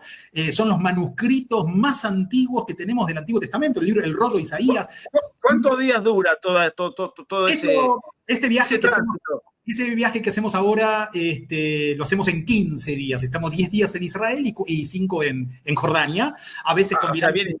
Bien Sí, a veces combinamos Israel con Egipto para ir al Sinaí, a veces, bueno, distintas formas, pero mi pasión, Nico, es que la gente pueda tener en el lugar un encuentro con la Biblia, con el mensaje bíblico y obviamente visitar los lugares de Tierra Santa donde Jesús fue crucificado. Vamos al Santo Sepulcro, en algún momento de la vida hay que ir a Tierra Santa. Daniela Bongiovanni dice: saludos desde Córdoba, Nico y Gabriel. También escucho mucho al padre Olivera Rabasi, bueno, un gran amigo personal de hace mucho. Lo conozco a Javier Olivera Rabasi desde mucho antes que fuese sacerdote, que hace un excelente trabajo en la batalla cultural, igual que ustedes. Muchas gracias, pero estoy enojado conmigo mismo porque no encontré la pregunta que te hacían expresamente, que me parecía muy acertada, muy interesante y no encontré quién la hizo, no lo puedo ubicar, lamentablemente pido disculpas. Gabriel, estamos llegando al final. Ya hemos hablado de la batalla cultural, de por qué hay que trabajar juntos más allá de diferencias dogmáticas que cada uno pueda tener, pero me gustaría, una vez escuché a un médico que dejé de seguirlo, porque es abortista, pero me pareció un tipo interesante en conceptos que él tenía hasta que me enteré que era abortista. Cuando me enteré que era abortista, digo, bueno, ya está, este tipo no es un buen médico. Pero una vez habló sobre la fe, él se dice que es creyente, me gustaría que fuese un poco mejor practicante, pero bueno. Y desde el punto de vista médico, él decía y demostraba con un cerebro en la mano. López Rossetti es famoso, es un personaje de los medios con una muy agradable capacidad pedagógica. Yo lo dejé de seguir cuando me enteré que estaba a favor del aborto, lo escuché una vez y dije, listo. Ya está, no me interesa más. Pero, y hay un video de él, que lo debe tener en su canal, donde él habla de que cuando uno cree en Dios, y dice, independientemente de la existencia de Dios, la cabeza, no sé qué pasaje cerebral, yo no soy médico, segrega una serie de sustancias muy positivas para el organismo, y él dice que el que cree en Dios tiene un remedio adicional. Y esto desde el punto de vista médico, no es un punto ni filosófico, ni teológico, etcétera. Pero más allá de la cuestión del catolicismo y del protestantismo, aquel que duda que tiene una inquietud, que nos está mirando, bueno, tiene un signo de pregunta, pero no se asume como un creyente o como un practicante, como alguien compenetrado o como alguien interesado, o por lo menos no, se nos está mirando porque algún interés tiene. Pero entonces la pregunta final es, ¿por qué hay que creer en Dios? Creer en Dios, tener fe, te permite tener un camino, tener un destino de vida, un objetivo al cual ir, que es obviamente el camino de la vida, de la familia, de los buenos valores, los mandamientos. Todo eso te ordena en la vida y te hace tener fe, te hace tener equilibrio mental y equilibrio espiritual. Podemos hacer otro vivo, Nico, sobre el final. Podemos hacer Vos otro vivo. tenés, como decimos los argentinos, tenés verso. En 1 o 2 minutos, dame una idea, un titular, un renglón. A ver, ¿por qué? Fuimos creados para creer, Nico. Fuimos creados para creer. Y entonces, el hombre te sigo haciendo abogado del diablo, aunque te robe un minuto más. Si fuimos creados para creer, ¿por qué hay gente que no cree? Obviamente, Bueno, pero fue creado para... Todos comemos, todos dormimos, todos tenemos un denominador común: negros, amarillos, en la Edad Media, en la Edad Posmoderna. Hay cosas que son naturales, pero no, sí, porque fuimos creados para eso, estamos diseñados. En el tema de la fe, sí, el hombre desde las cavernas que cree en Dios, pero hay muchos que no. Una de las virtudes, y vuelvo al punto, con las que fuimos creados, y esto es algo propio y único de toda la creación, que fuimos creados a imagen y semejanza, y eso significa que el hombre tiene una capacidad espiritual, somos seres espirituales, somos espíritus encarnados desde una antropología filosófica, no religiosa, donde tenemos libertad. Entonces, fuimos creados para creer, pero porque somos seres libres, algunos, en uso de su libertad, eligen no seguir esa necesidad interna que todos tenemos adentro, que es esa pulsión, esa tensión, esa búsqueda de Dios. Algunos equivocan el camino, quieren saciar esa necesidad de Dios y quieren ocupar ese lugar que solo Dios puede ocupar en el interior del hombre con distintas cosas, y lo que hacen es encontrar que siempre están insatisfechos, nunca pueden llenar ese vacío que solo tiene la forma de Dios. Por eso esa búsqueda continua, por eso esa insatisfacción, porque hasta que el hombre no llegue a ese encuentro personal de Dios, nada lo va a saciar. Pero yo conozco gente muy creyente que tiene muchas insatisfacciones. Bueno, sin lugar a dudas, y esa es la necesidad de llenarnos más de Dios. O sea, si esa persona no creyese en Dios, esa insatisfacción sería más dolorosa. Absolutamente, absolutamente. Yo creo que Dios es el origen y el destino del hombre, es el fin último, es la plenitud de la vida, y toda acción, toda mirada, todo valor, todo rumbo, toda elección de vida, cuando apunte a Dios, trae esa felicidad y trae ese destino último que le da completud al hombre. Entonces, la invitación es a buscarlo, la invitación es acercarse, la invitación es acercarse a Dios y poder darse el lugar de tener un encuentro personal con Él. Nadie que osó acercarse a Dios se arrepintió al haberlo conocido. Nico Fleshing, gracias por tu ayuda. ¿Leíste a Bart Ehrman? ¿Qué opinas? No lo conozco. No sé si vos sabés quién es. No, tampoco. Bueno, somos 500, 400 en este momento que nos acompañaron constantemente. 1.000.000 de gracias por todo y por todas las ayudas, por las preguntas, por la cantidad de inquietudes. Mira, acá hay una pregunta que no es un superchat, pero lo voy a leer igual y me despido con esta pregunta última que te hago y te dejo ir en paz, como decimos en misa. ¿Cómo es un protestante cuando con otro protestante, esto es una pregunta de rincón apologético, sospecho que puede ser Santiago? A ver, un momento, problemita de internet por aquí, pero ¿estamos bien? Sí, estamos bien, ok. Ir en paz, como decimos en misa. Porque aquí en Córdoba en este momento hay tormenta, hay bastante feo clima, mal tiempo, y bueno, por ahí el internet va y viene, pero Cuando es poquito, por pocos segundos, la transmisión sigue activa.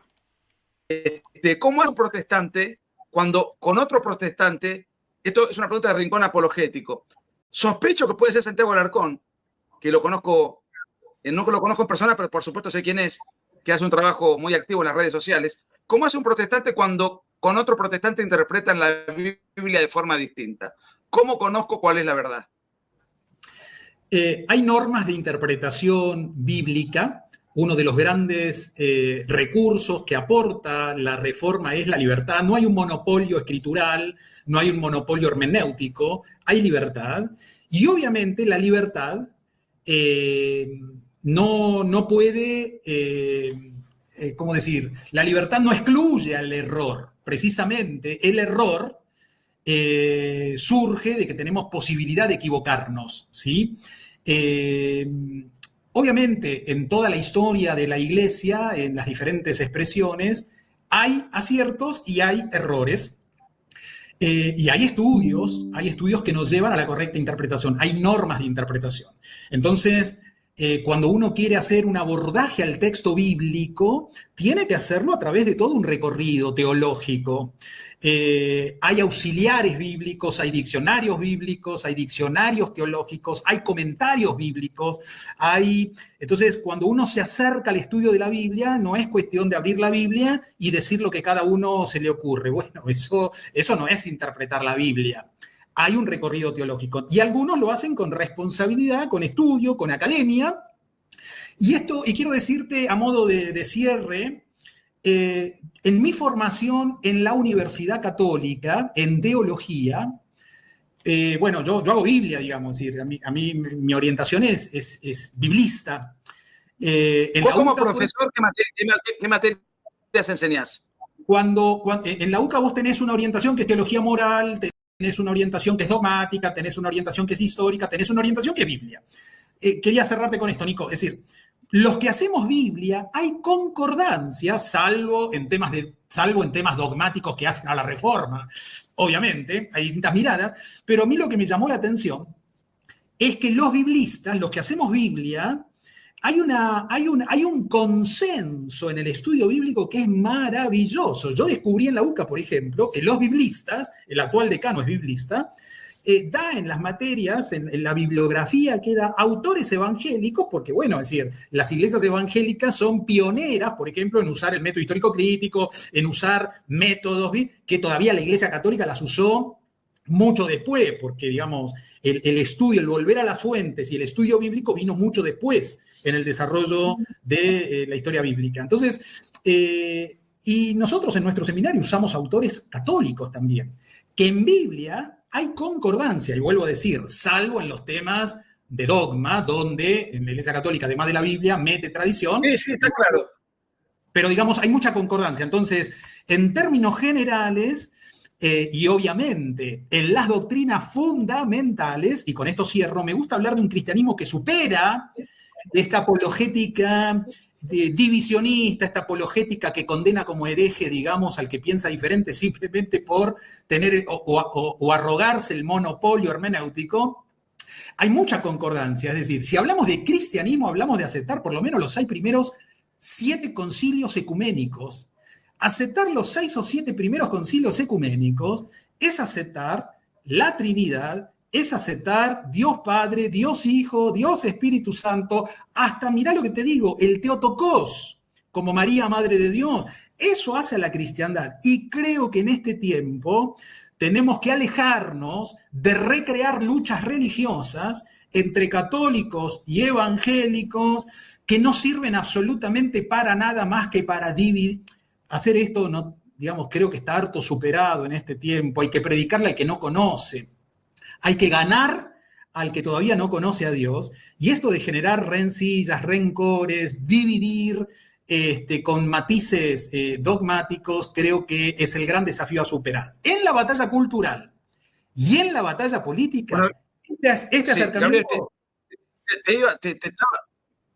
Sí. Este ¿Hola? acercamiento... Sí, hola. ¿Me escuchás?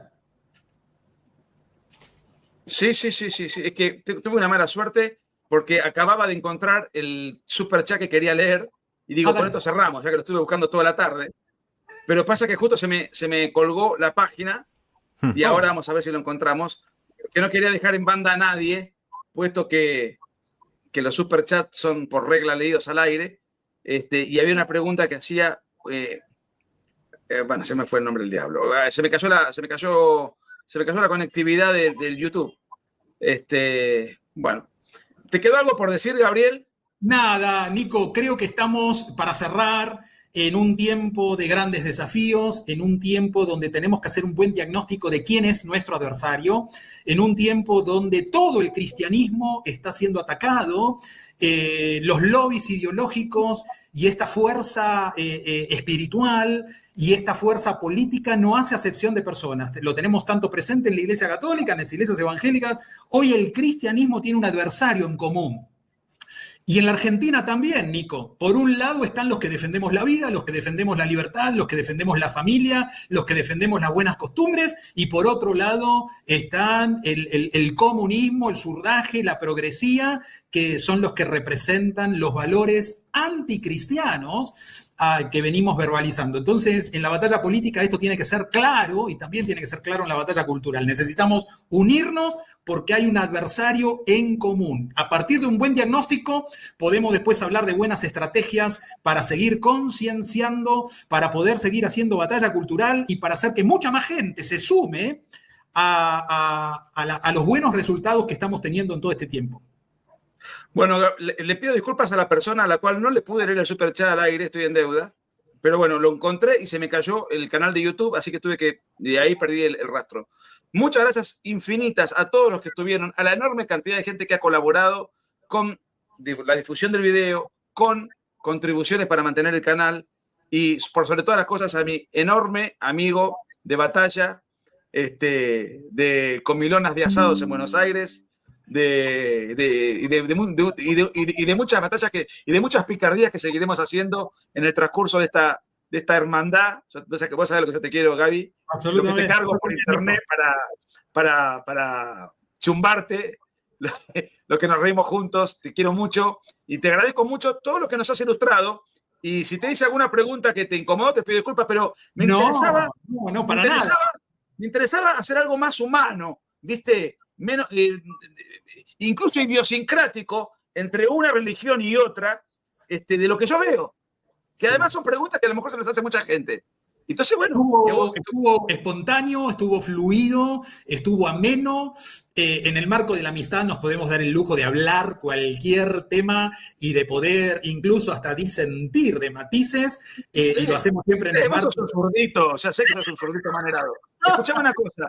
¿Vos de qué cuadro sos? Vos sabés que soy, y en eso me parece que nos parecemos un poco, soy cero fútbol, perdón que sea antipopular, perdón que no sea, pero la verdad, si miro un mundial es porque tengo gente alrededor que lo mira, perdón, suena antipático esto, pero no, fútbol cero. No, yo jugué toda mi vida y soy pincha, igual le doy poca bola últimamente, pero bueno, digo, a ver en qué andabas, como nunca hablamos de fútbol. Gaby, gracias, buenas noches, mil disculpas, te iba a robar una hora, te saqué 2. No, soy un explorador. El lenguaje marxista, esto es plusvalía. Es la explotación del hombre por el hombre. Un placer, gracias. Nico, te quiero mucho. Gracias. Un fuerte abrazo y saludos a toda la gente que estuvo pendiente del vivo este. Chao, chicos. Gracias por todo. Chao, Gaby. Y gracias a... Bueno, ahí entonces termina este vivo de Nicolás Márquez con Gabriel Ballerini hablando de la importancia de los cristianos en la batalla cultural, que es muy, muy importante.